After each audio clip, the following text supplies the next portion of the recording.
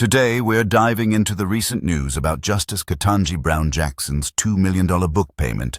Have you seen the headlines? Absolutely, it's hard to miss. That's a huge advance for a Supreme Court justice's memoir. What struck you most about the story? For me, it's the transparency aspect. The Supreme Court justices released new financial disclosures, and Jackson's payment really stood out. I agree. It raises big questions about how Supreme Court justices manage outside income. Do you think such payments could impact public trust? That's the crux of it.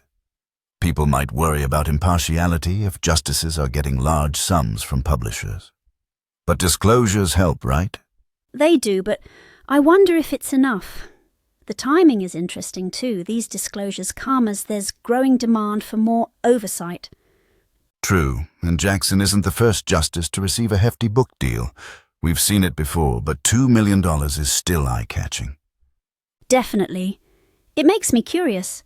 Should there be limits on outside earnings for Supreme Court justices, or is transparency sufficient? That's a tough question. On one hand, they're public figures with valuable stories. On the other, public confidence is crucial. Exactly. I also noticed that the other justices' disclosures showed things like royalties, travel reimbursements, but nothing close to Jackson's sum. Right.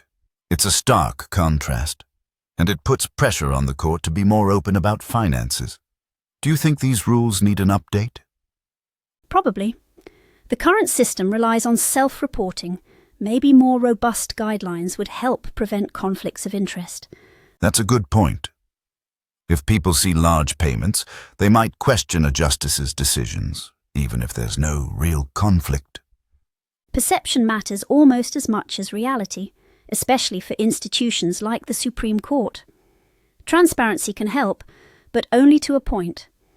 Speaking of perception, do you think the public generally understands how these disclosures work? Or is it all a bit opaque? I'd say it's pretty opaque for most people. Financial forms can be confusing and not everyone follows Supreme Court news closely. Agreed. Maybe that's why these big numbers get so much attention. They're easy to latch on to, even if the context is missing. Exactly, and with Jackson's memoir, some will see it as a well-deserved recognition while others might be skeptical. It's interesting how book deals have become almost a rite of passage for public figures. Presidents, politicians, and now justices. Yeah, and there's always that question. Does telling your story compromise your impartiality, or is it just part of public service? That's the balancing act, isn't it? Sharing your experience without crossing ethical lines. The rules are still catching up. I wonder if having justices share their journeys could actually increase trust by making them more relatable. That's optimistic, but as long as the money involved is public, maybe it's a net positive. Still, $2 million is a headline grabber. For sure. It also highlights how the Supreme Court is changing.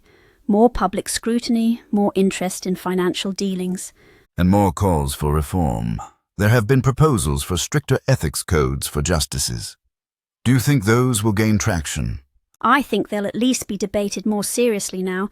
Public pressure is a powerful motivator for institutional change. Do you think Jackson's case will become a catalyst for new rules? Or will it just fade into the news cycle? Hard to say. If more stories like this emerge, it could build momentum. Otherwise, it might just be a blip.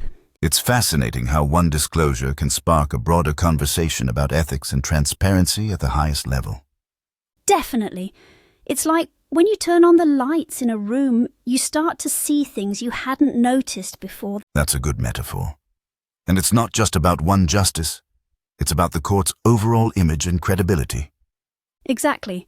The Supreme Court's legitimacy depends on public trust, and transparency is a big part of maintaining that. So, circling back, do you think book deals for justices should be limited or just better disclosed? I lean toward better disclosure. Limits might discourage justices from sharing valuable insights, which could be a loss. That makes sense. Plus, more robust guidelines could ensure the public understands where the lines are drawn. Right, and maybe more education on what these financial disclosures actually mean would help too. Education is key. Otherwise, it's just a bunch of numbers without context, which fuels suspicion instead of understanding. Agreed. I'm also curious about how publishers decide on these advances. Is it about the justice's story or the potential controversy? Probably both. A Supreme Court justice's memoir is bound to sell, and controversy never hurts sales. That's true. Maybe we'll see more justices writing books in the future, especially if there's serious money involved. As long as they're upfront about it, I don't see the harm. But the court needs to keep evolving its rules to keep pace. Exactly. The world is changing, and so are expectations for public officials, especially at the top. In the end, it all comes down to trust. That's the foundation for the court's authority and the public's respect. Couldn't agree more. Maybe this disclosure is a wake-up call, both for the court and for us as citizens. So, for our listeners, do you think Supreme Court justices should be allowed to earn big book advances, or is that a step too far? And what would it take for you to feel confident in the court's transparency? Let us know your thoughts. Just a thought for feds. If a Supreme Court justice has a side gig, shouldn't you? So true. That's why some feds are fighting back by learning AI with Ms. Beehive. Link in the description.